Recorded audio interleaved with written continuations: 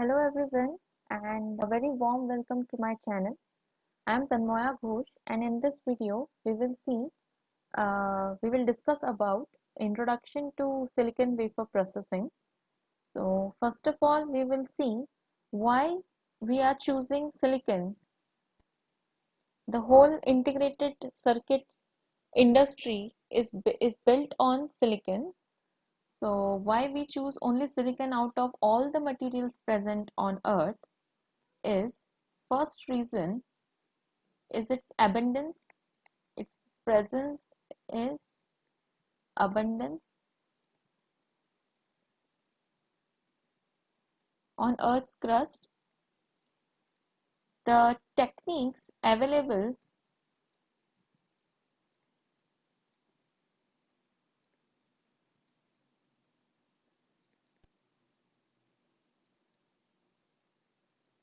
to refine it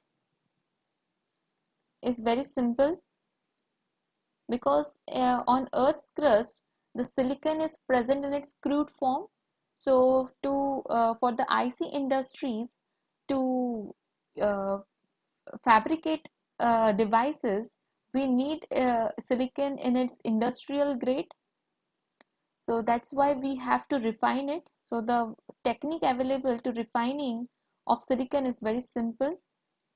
Third reason is simple growth, single crystal growth.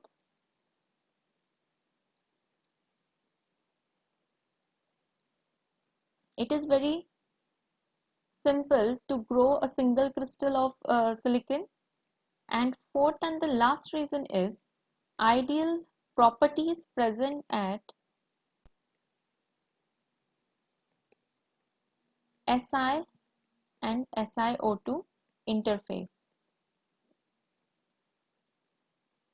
So when we keep a silicon wafer outside the environment, oxide layer, it will get oxidized and a SiO2 layer will form on it.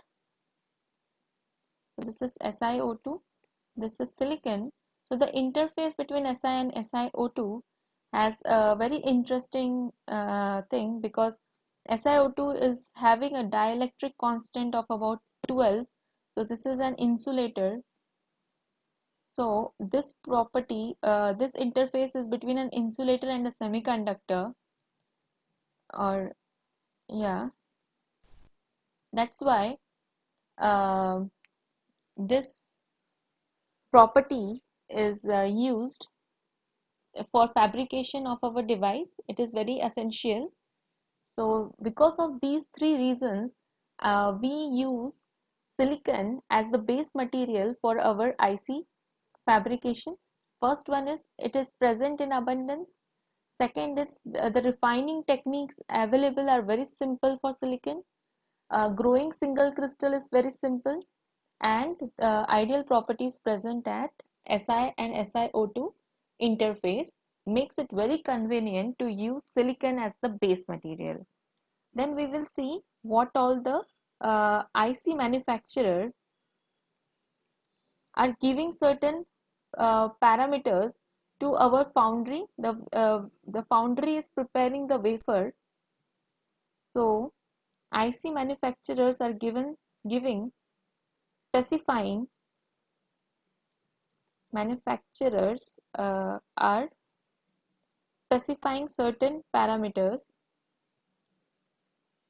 to wafer foundry people. So we will see what all parameters they are specifying. Uh, uh, three kinds of parameters they are specifying. First one is physical parameters. Physical parameters include diameter because the wafers are of circular uh, shape.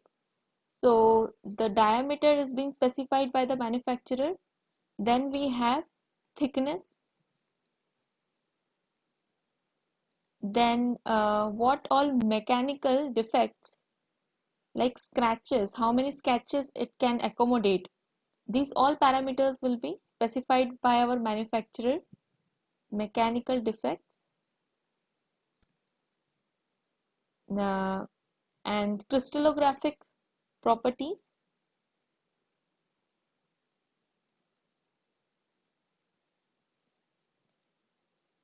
like its orientation and other things that are being specified. So these are the physical properties. Then we will see what all electrical parameters are being specified. So what type of wafer it is, either P or N type, or the amount of dopant present, the dopant concentration, that will be also specified, and the resistivity value, that will be also specified by the manufacturer, IC manufacturer, and so on. The last but one parameter is the impurity level. So when a silicon wafer is being processed or manufactured, it is subjected to oxygen and carbon environment. So it is exposed to these environments. So definitely some impurity of oxygen and carbon will be present. So the amount, we cannot help it. We cannot resist the presence of these impurities. So the manufacturer will specify the percentage of this impurity that can be accommodated. So it should not exceed that amount uh, that is being specified by the IC manufacturer. So we have seen what all parameters the IC manufacturer are specifying. Then we will see some historical perspectives present. That is, first transistor was built on polycrystalline germanium,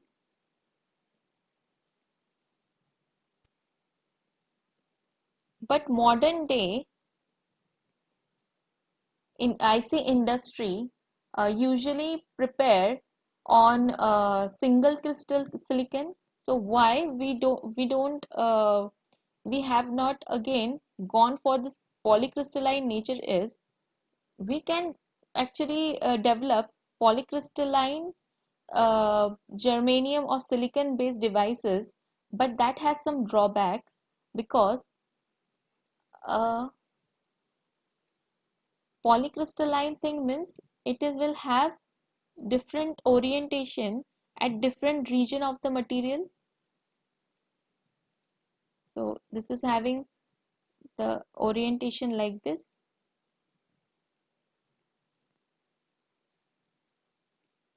So because of this, the defects will be very high in case of polycrystalline and amorphous materials, and this defects will induce what? Recombination and generation centers.